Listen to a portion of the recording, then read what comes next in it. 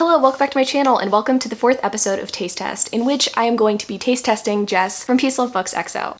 So I'm super excited to do this video because Jess is one of the first romance booktubers I started watching here on YouTube, and to this day she is still my absolute favorite to get recommendations from. I feel like our taste in books is quite similar from what I have gathered in terms of like taking her recommendations over the past year or two. So I just thought it would be fun, given that it is the month of love and the month of romance, to taste test a fellow romance booktuber's favorite books. So I'm really excited about it. I actually hit up Jess on Instagram to ask for her favorite romances instead of just kind of perusing her videos like I've done in the past, because I don't know, it just seemed more fun that way and easier for me. So most of these books are going to be ones that I got directly from her as recommendations, so I won't be having a lot of screenshots up here. So the first one is a book that I feel like I've heard a lot about, and it is Raised by Tilly Cole. So this one has kind of polarizing reactions and polarizing reviews. It's about a prisoner who's kind of in an underground fighting ring falling for the mob boss's daughter. So the mob boss kind of runs this underground fighting ring, and the guy who's in the fighting ring falls for the mob boss's daughter. So it sounded like a really familiar premise, and whenever I looked on Goodreads, I'd actually read the 4th book in this series before. I gave it 3 stars. I thought it was an okay read. So I'm excited to kind of read from the beginning. Maybe that'll give me more context for the series. But again, I trust Jess's judgment, so I'm sure this one's going to be great. So the next book on this list is one that I actually did get from a video recommendation, and it was Jess's favorite book boyfriends video. This book is going to be Maybe Someday by Colleen Hoover. So I'm interested to read this one. I have kind of a love-hate relationship with Colleen Hoover. I thought her most recent release, Verity, was pretty interesting, and I like It Ends With Us. That was one of the books that Jess actually recommended. Didn't pick that one because I'd already read it, but she obviously likes Maybe Someday as well, so I'm interested to read this book. It's about a girl named Sydney who gets cheated on by her boyfriend, and she ends up kind of forming a relationship with the guy across the street, or her neighbor, and he is a musician, and they kind of bond over their love of music and lyrics, and it sounds really romantic, so I'm excited to give this one a try. I don't know much about it, and this seems to be one that a lot of Colleen Hoover fans like, so I'm tentatively excited for this one. The next book that Jess recommended to me directly was The Gravity of Us by Brittany C. Cherry. This is a book that I have actually read before, but I don't really remember a lot about the premise. I really liked the first book in this series, and the other ones were just kind of okay for me, but maybe my opinion will have changed since I'm kind of more in the headspace now for like the more romantic, sappy romances. So this one I don't know much about, honestly, which is fucked up because I've read it before, but it's about a guy named Graham who is a very grumpy hero. He's obviously been slighted in the past. Our heroine Lucy has just lost her mother, and she's kind of free-spirited and kind and just generous, so it's going to be interesting to have that kind of grumpy hero and sweet heroine come together. I feel like I've been reading a lot of books with alpha douchebag heroes, and I'm just ready for something a little bit different, so I think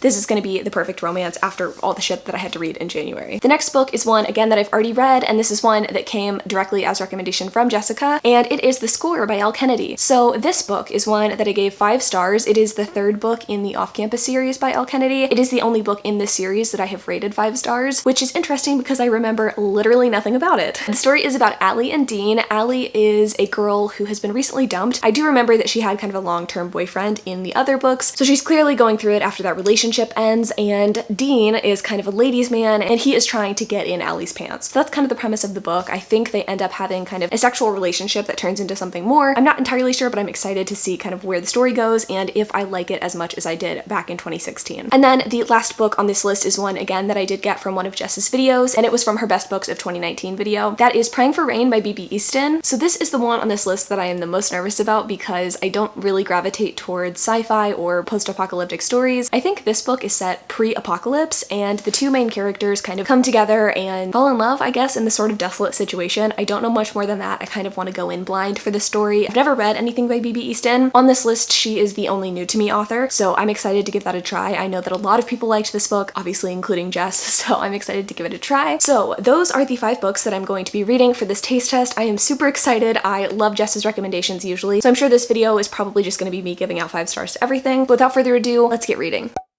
Okay, so I just got home from work, pardon my kind of greasy face. In a strange and shocking turn of events, I am 50% into Raised by Tilly Cole, and I'm really liking it. It's a good book, and I am reading so many shitty romances at the moment. I've DNF'd like 3 books in a row. I've given pretty much all the other books that I've been reading 2 stars lately, and this one is really just turning it around. I was wondering if I was a romance fan anymore because of the amount of books that I've just like not been clicking with. This is definitely turning it around. Thank you, Jess, for that. And also I just kind of figured like Jess has great taste, so I I'm not surprised.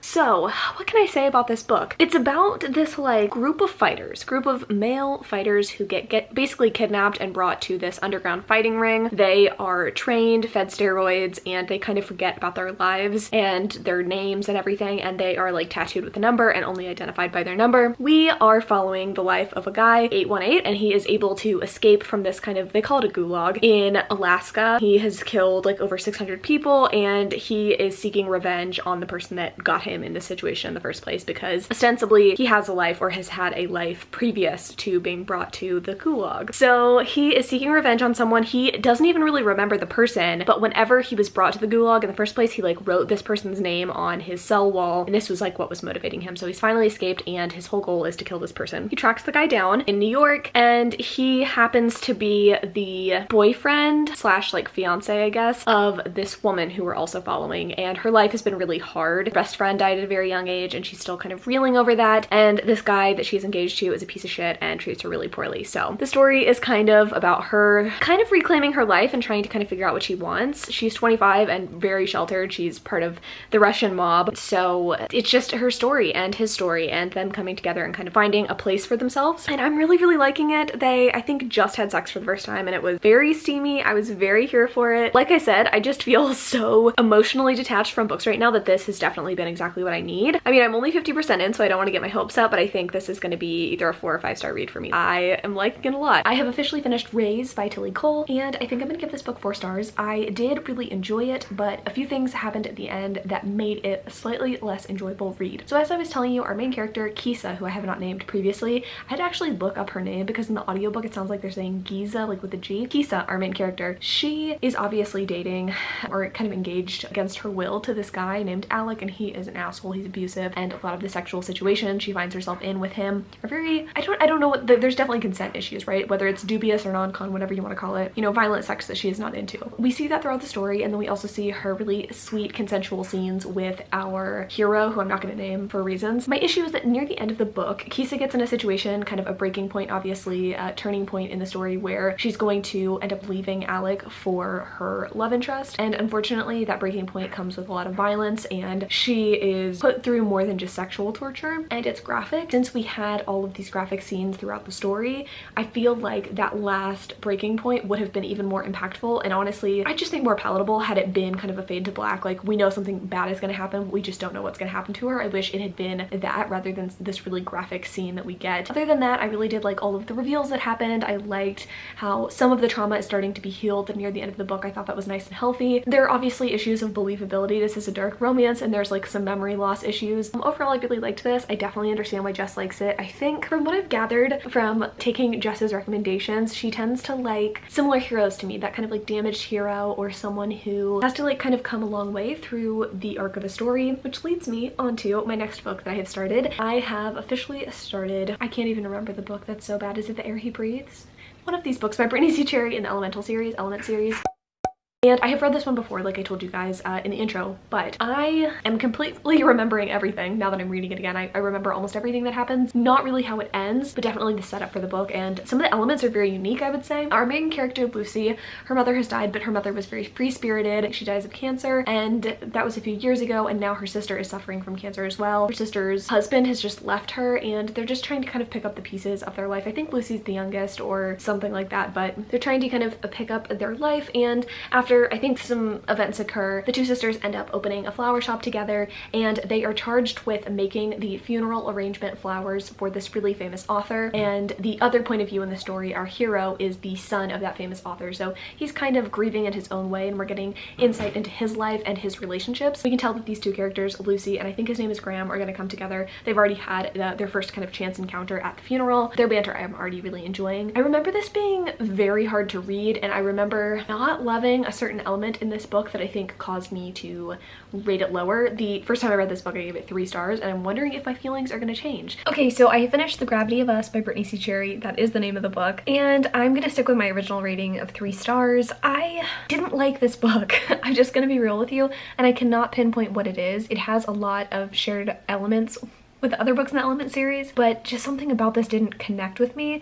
In my original review, my main critique was that I felt like the trauma and the past baggage that our main hero, or whatever, Graham, has is not properly conveyed to his heroine. And we grow to understand, you know, his past by flashbacks from his point of view, but we don't really get that like conveyance to her. He's kind of a dick like throughout the story, and you need some reason to be an asshole, in my opinion, if it's going to be a romance. And there were some redeeming things he did, but to me it just wasn't enough, and I didn't really feel the chemistry between our two main characters, which is rare for me. Like, I can usually kind of believe at least the sexual tension between the characters, but I didn't really feel that here. She felt more like, I'm not gonna say because I don't want to spoil the book. It was just okay. And I have to say, one really big thing for me was that I really hated our heroine's family. Her two sisters were fucking awful. The one that she's supposed to be closest with like turns her back on Lucy, and I just really didn't like that, so that was really hard to read. It seemed like it was just kind of depressing. Like, the whole romance was a little depressing. I like a slightly more upbeat romance for the most part. This just like wasn't my favorite. That being said, I know me and Jess still have very similar taste in books. Everything about this book should be something that I like. I mean, it does have that damaged hero, a really like fun loving heroine. It just, the other elements surrounding the story kind of didn't work for me. I would say though, I would recommend the other books in this series, which I enjoyed more, especially the first and second books. Let me see what I rated the second one. No, the first one I rated 5 stars. So I mean, it's a good series, and Brittany C. Terry is an awesome writer, but this just wasn't my favorite. So anyway, I'm moving on now to The Score by Elle Kennedy. I'm so excited to pick this book up. I remember it being my favorite, and in hindsight, I don't really know why it was my favorite in the series, but I'm excited to kind of dive back in and see why that is. So I'm gonna go ahead and get started on that. I got home from work early, so I really like to get the majority of the way through it tonight. I don't know if that's gonna happen, but fingers crossed, because I know how quick these read. These like new adult, fun sports romances. This one's a little bit more hard-hitting, I think, than the other ones. Again, makes sense because that's what Jess is kind of into, in my opinion. Like, from what I can tell from her taste, she likes more hard-hitting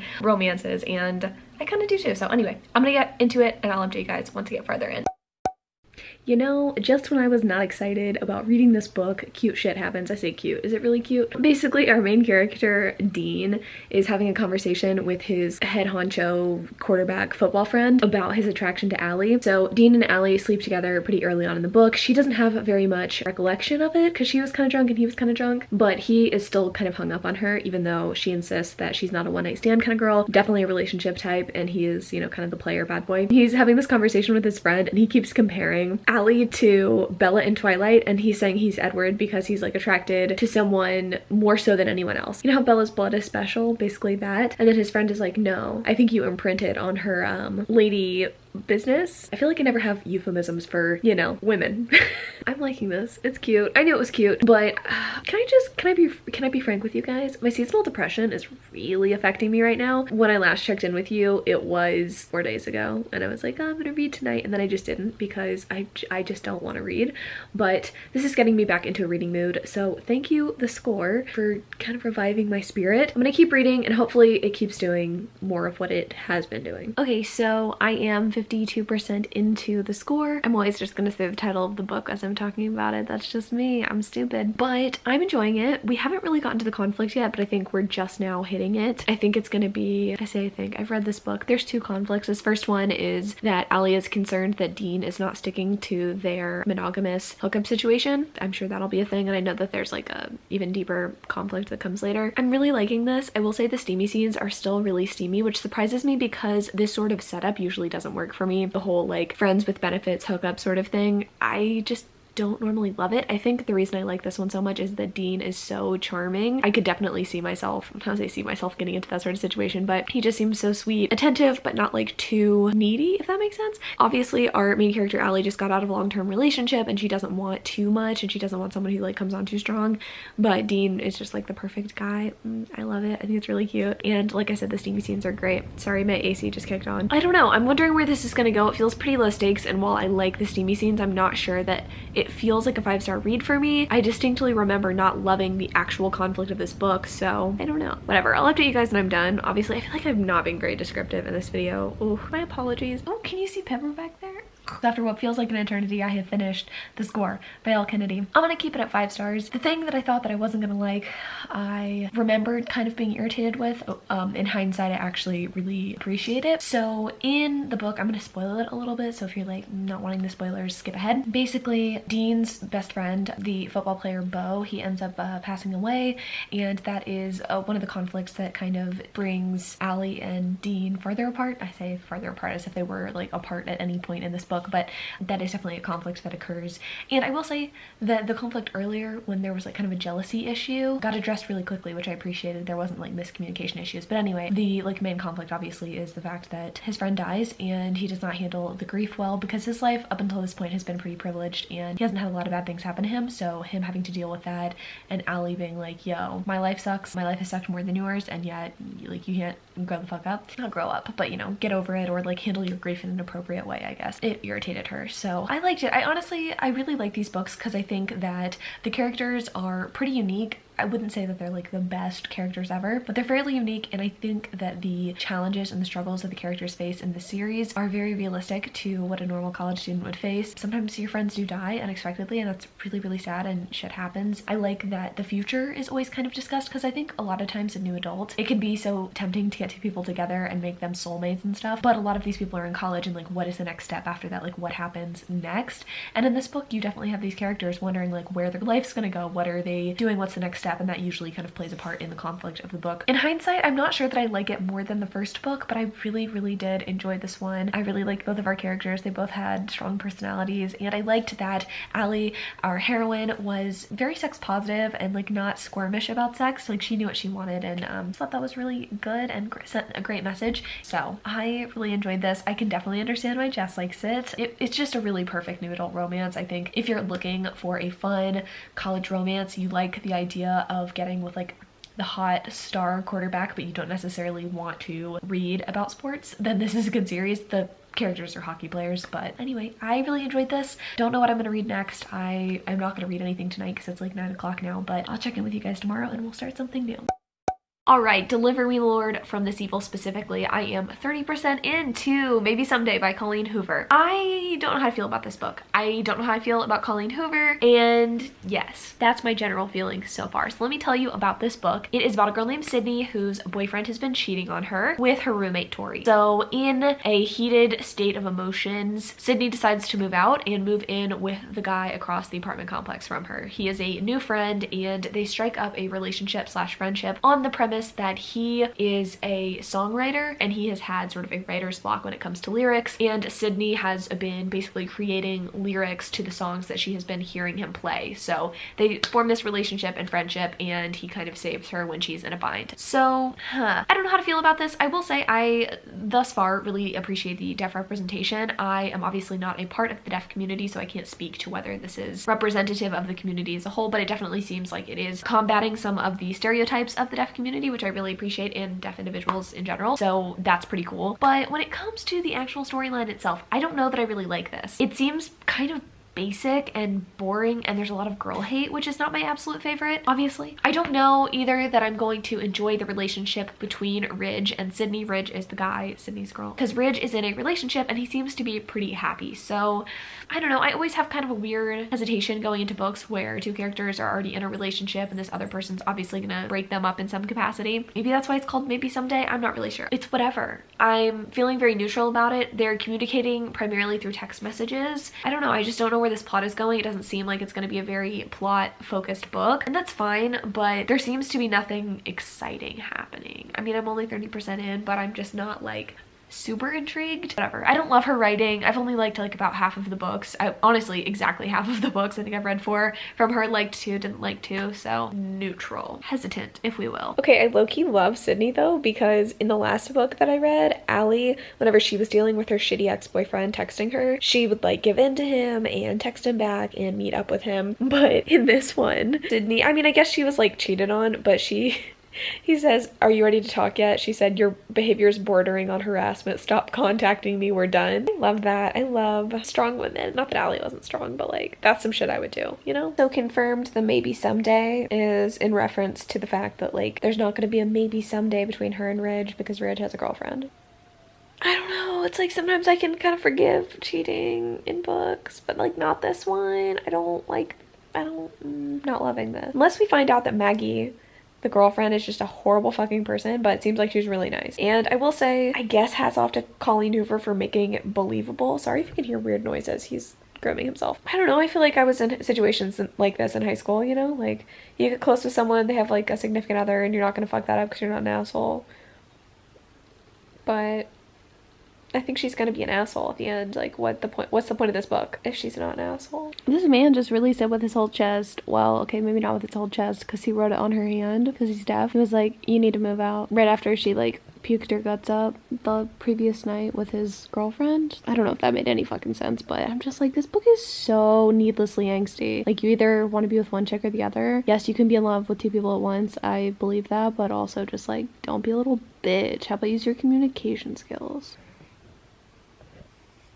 Nugget agrees. Okay, it is the same day but much later, and I have officially finished Maybe Someday by Colleen Hoover. I didn't like this book. It wasn't abhorrent. I think I'm gonna give it 3 stars because I don't think it was poorly written or unrealistic. I just didn't really like the message, if you will. Obviously cheating is a really big part of this. There's not a lot of physical cheating that happens. It's mostly emotional, which is obviously somehow in my opinion worse. Yeah. That's basically the whole point of the fucking story, is like, I'm in love with her words and shit. I think part of it is that I'm not a huge fan of like singer-songwriter storylines, which is weird because there is something inherently romantic about that.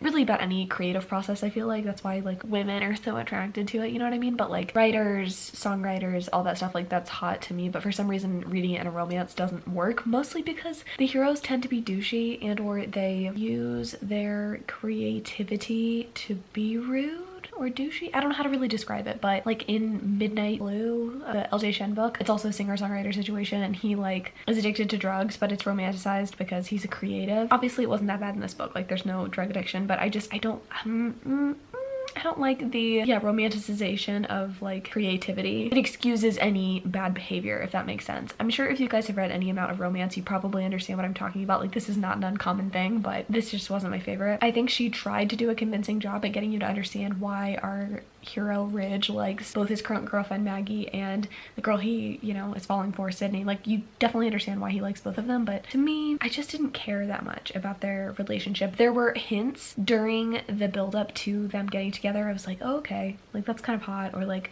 I like a good forced proximity trope, which was definitely employed here, but overall I just like wasn't that into this, and I'm kind of sad about it. Again, I'm depressed. I'm pretty apathetic right now. That's how my depression manifests, so that could be a big part of this, but I just like really was not a huge fan of this. Not liking 1 out of the 5 books that I'm gonna read is not necessarily a bad thing, and I say that because I'm hoping that I'm gonna like Praying for Rain by B.B. Easton, which is what we're starting next, so. I'm filming this on my really greasy iPhone camera, so I'm so sorry, but I forgot my vlog camera in Austin and I'm in Houston, so I don't like this. I'm only like 13 pages in, which is 7% if you were curious, and I don't like apocalyptic things. Just reading this is making me anxious. This girl is just trying to get a burger and the world's ending in 3 days and people try to keep stealing her medicine.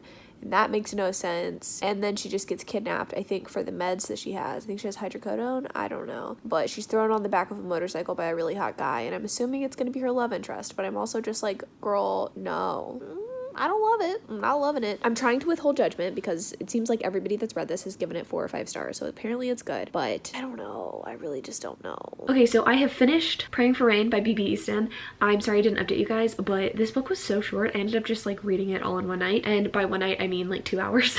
The book was only like 250 pages or something. And I think I'm gonna give it 3 stars. I knew from the beginning that this probably was not going to be the book for me. This was gonna be the one that was most outside of my comfort zone. And I didn't completely hate it. It just definitely wasn't exactly what I like in books. I don't really like science fiction, and I really don't like apocalyptic stories, which is weird because I kind of enjoyed Pestilence by Laura Thalassa. For me, I don't know, I don't like true apocalyptic stories. Scary to me, and I can't really focus on the romance. And in this case, I didn't love the romance in general, so the whole thing was just not really for me. The 2 main characters, Wes and Rain, are, you know, 3 days out from the apocalypse. They have these nightmares. Everybody basically in the world has these same nightmares that the apocalypse is coming, and everybody just assumes that it's definitely gonna happen. And the whole like world is lawless and has been kind of what's the word, looting and stuff like like that, so everything's just like super fucked up, and they kind of come together and form a relationship out of this kind of desolate situation. It's an interesting enough premise. I just didn't care about the relationship that was built. Just because you're kind of admitting things to each other that you would not normally admit to a stranger doesn't necessarily mean that's like the bedrock for a healthy and functioning relationship. And sure, I know the apocalypse is coming, but it didn't feel sexy to me or like high stakes enough. I didn't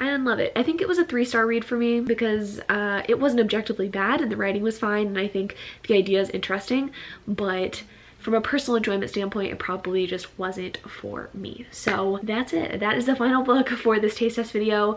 Let's go ahead and wrap things up. So the first book that we read for this video was Raised by Tilly Cole. I ended up giving this book 4 stars. I really enjoyed this one. I guess I just really enjoy fighters and books, and I do love a good damaged hero, and I think that's something that me and Jessica definitely have in common, so I definitely enjoyed that book. Then I read The Gravity of Us by Brittany C. Cherry. I ended up giving this book 3 stars. It wasn't my perfect read, but I really like the series, and I definitely can understand why Jess likes it. Then I read The Score by Elle Kennedy, which I ended up keeping with my 5-star rating. I just love a good new adult story. I like that the characters felt very realistic to the age group in which they were like a part of. It felt very much like my college experience and you know, kind of the struggles that you face as a senior and kind of figuring out what you want to do with your life. So I really love that one. Still definitely has a place in my heart as a reread, and I definitely, like I said, I understand why Jess likes this one. And then I read Maybe Someday by Colleen Hoover, which I ended up giving 3 stars. Definitely wasn't the book for me. I am not a huge Colleen Hoover fan to begin with, and trying to make an emotional story out of cheating and make me sympathetic to people who are like cheating, it just didn't really work for me. And I'm able to forgive a lot of things, but it just yeah, not the story for me. And then lastly, I read Praying for Rain by B.B. Easton, which I also gave 3 stars. This, again, I knew it was kind of a long shot, but I wanted to kind of go outside of my comfort zone for this video. And even though I didn't absolutely love that book, I still definitely trust Jess's opinions. But yeah, those are the books that I read for this taste test video. Had a really fun time filming it. I love Jess's channel. I'm gonna leave a link, obviously, to her channel down in the description. Go check out her videos. She gives some of the most thorough recommendations and really just does such, I don't know, just such great videos and such great secret TBR content. And if you guys are not subscribed, you definitely should be. I'm obviously gonna keep taking recommendations from Jess because I have found a couple of new favorites and rediscovered like my old favorites, and you know, just kind of pushed myself. So this was super fun. Thank you guys so much for watching. I have a lot of taste test content coming in the coming months, and I love you guys so much, and until next time.